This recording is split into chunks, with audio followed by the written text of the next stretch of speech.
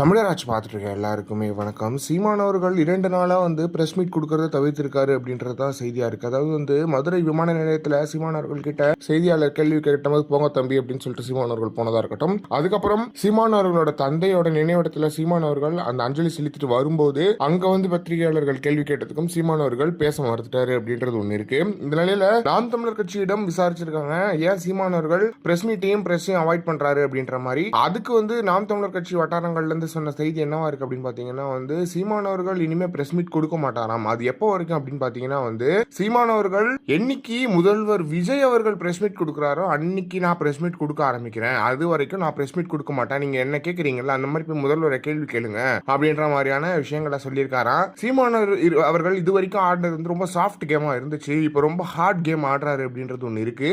இதுல இருந்து என்ன தெரியுதுன்னா சீமான் அவர்கள் விஜய் வச்சு செய்ய போறாரு அப்படின்றது ரொம்ப கிளியரா தெரியுது. ஏன் அப்படின்னு பாத்தீங்கன்னா அவரோட அரசியல்ல இருந்து மே 18 இருந்து ஆரம்பிக்க போகுது. அது எவ்வளவு பயங்கரமா வச்சு செய்ய போறாரு அப்படின்றத நம்ம பொறுத்து தான் பார்க்கணும். நிறைய இடங்கள்ல சீமான் அவர்கள் கண்டென்ட் கொடுக்கலன்னா பிரஸ் மீட்டுக்கே வராத ஆட்கள் எல்லாம் நான் பார்த்திருக்கேன். ஆனா சீமான் அவர்கள் பிரஸ் மீட் கொடுத்துட்டு தான் போவார். நீங்க எப்ப கேட்டீங்கன்னாலும் பிரஸ் மீட் கொடுக்கக்கூடிய ஒரு நபர் தான் சீமான் அவர்கள் அப்படின்றதுல எந்த ஒரு மாற்றமே கிடையாது. ஆனா அவரு எப்பயுமே நான் பிரஸ் மீட் கொடுக்குறேன், ஆனா என்ன ஊடக வெளிச்சத்துல காட்டாம எப்பயுமே பிரஸ் மீட் கொடுக்காத பேசாத விஜய் காட்டுறீங்கல்ல, அப்ப நீங்க சரியா தான் இருக்கீங்க, நானும் சரியா தான் இருக்கேன் அப்படின்னு சொல்லிட்டு சீமான் அவர்கள் இந்த முடிவு எடுத்திருக்கிறதா நாம் தமிழர் கட்சி வட்டாரங்கள்ல தெரிய வந்திருக்கு அப்படின்றது ரொம்ப ரொம்ப மகிழ்ச்சியான விஷயமா இருக்கு. இனிமே அண்ணா அடிச்சு ஆட போறாரு. இனிமே விஜய் அவர்கள் எல்லாருமே பார்த்து இருக்கணும் அப்படின்றதுல எந்த ஒரு மாற்றமே கிடையாது. இதை பத்தி என்ன நினைக்கிறீங்க அப்படின்றது மறக்காம கமெண்ட் பாக்ஸ்ல சொல்லுங்க.